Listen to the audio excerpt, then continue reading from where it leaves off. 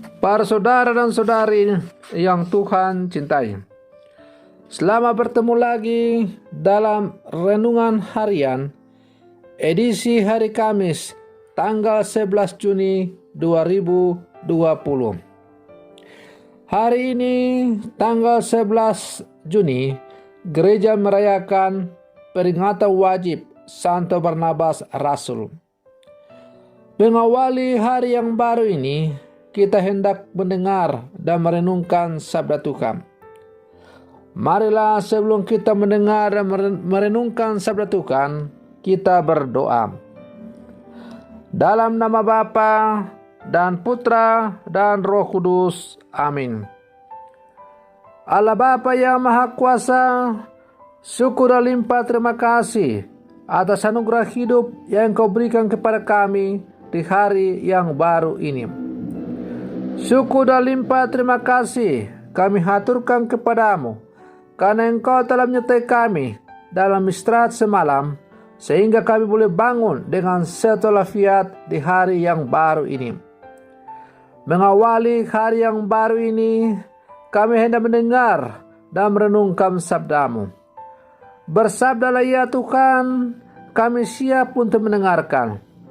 Semoga teladan hidup Santo Barnabas Rasul yang hari ini diperingati oleh gereja sungguh menjiwai seluruh kehidupan kami sebagai orang-orang Katolik yang hidup di zaman sekarang ini. Terpujilah Engkau Bapa, Putra dan Roh Kudus, kini dan sepanjang segala masa. Amin.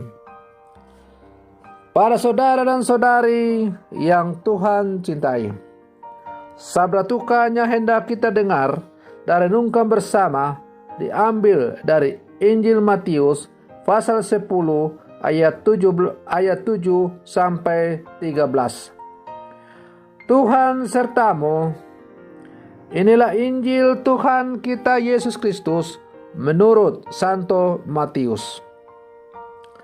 Sekali peristiwa, Yesus berkata kepada murid-muridnya, "Pergilah dan beritakanlah kerajaan surga sudah dekat.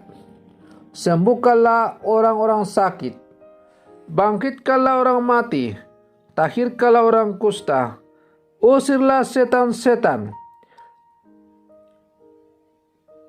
Kamu telah menerima dengan cuma-cuma, karena itu berilah juga dengan cuma-cuma.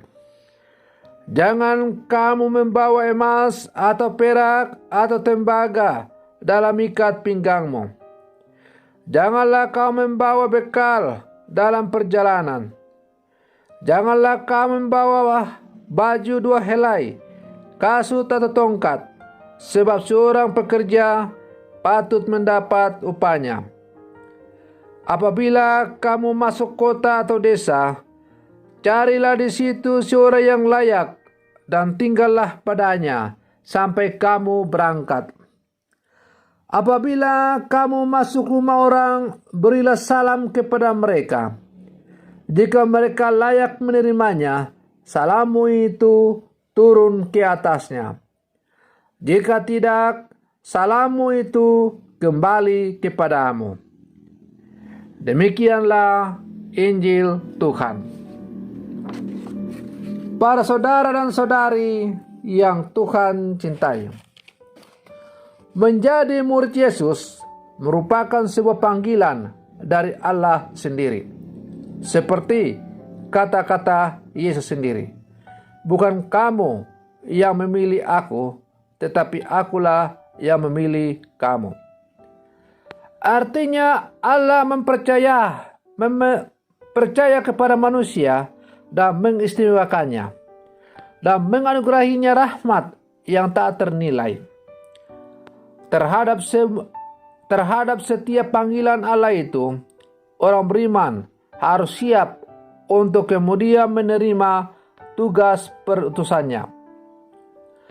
Panggilan itu tidak saja berarti bahwa kita bersekutu dengannya, tetapi sekaligus juga menjadi mitra kerja Allah agar semakin banyak orang yang dipersatukan dengannya. Inilah yang disebut dengan tugas perutusan. kita siap untuk menjadi utusan Tuhan untuk mewartakan Injil dalam seluruh kehidupan kita.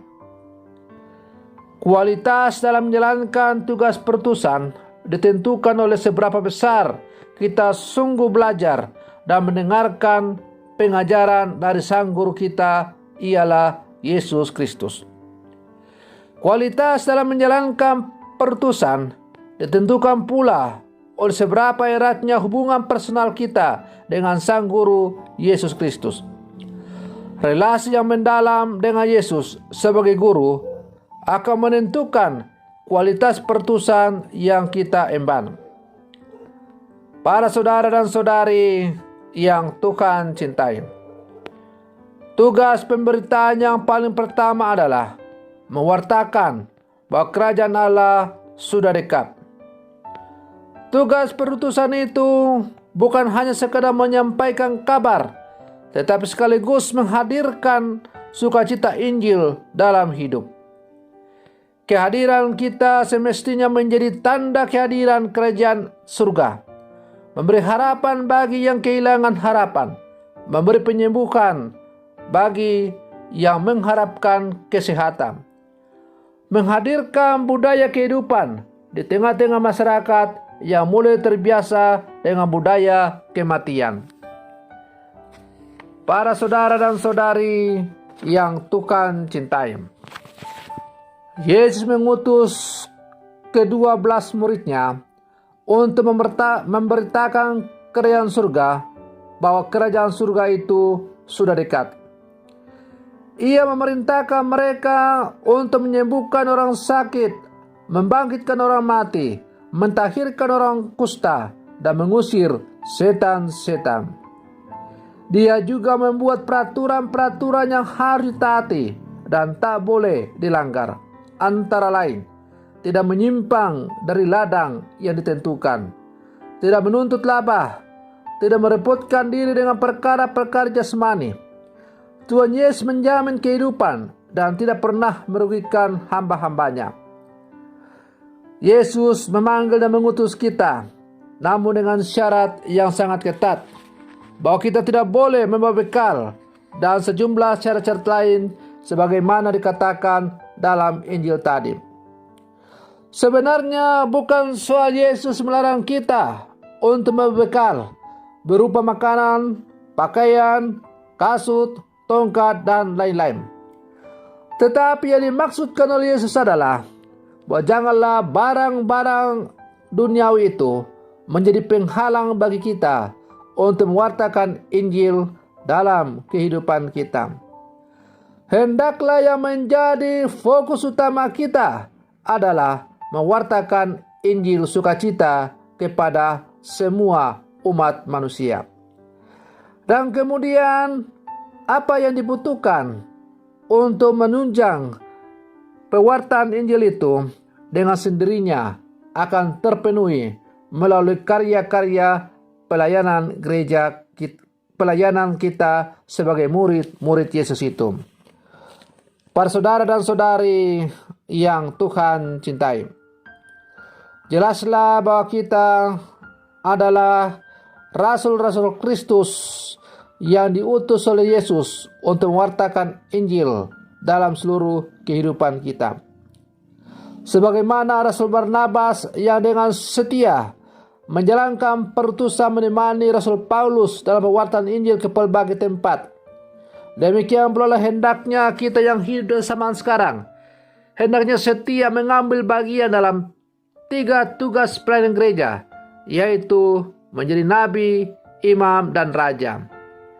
Dengan sakramen baptis yang kita terima, kita semua orang-orang Katolik telah menerima imamat umum untuk mengambil 3 tugas Kristus itu.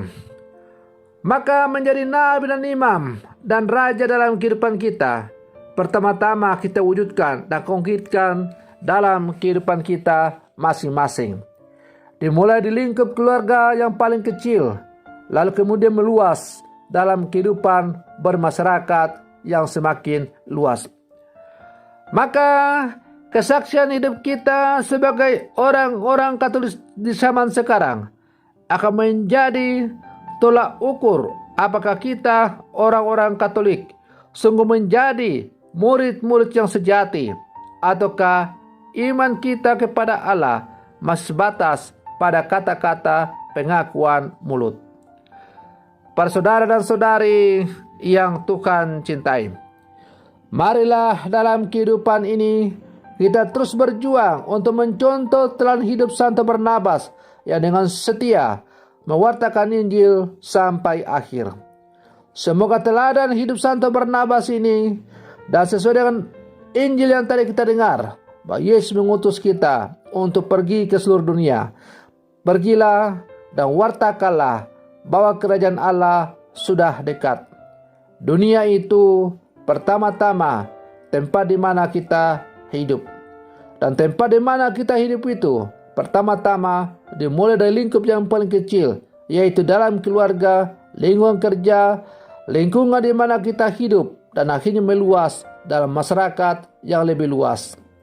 Semoga permenungan saya ini semakin menghantar kita untuk menjadi rasul-rasul Katolik yang tangguh di zaman sekarang, sehingga warta kerajaan Allah semakin menggema dan menjiwai seluruh kehidupan kita yang hidup di mana kita berada. Semoga permenungan saya ini semakin menghantar kita untuk menjadi murid-murid Yesus yang sejati di zaman sekarang ini. Selamat pagi, Tuhan Yesus memberkati.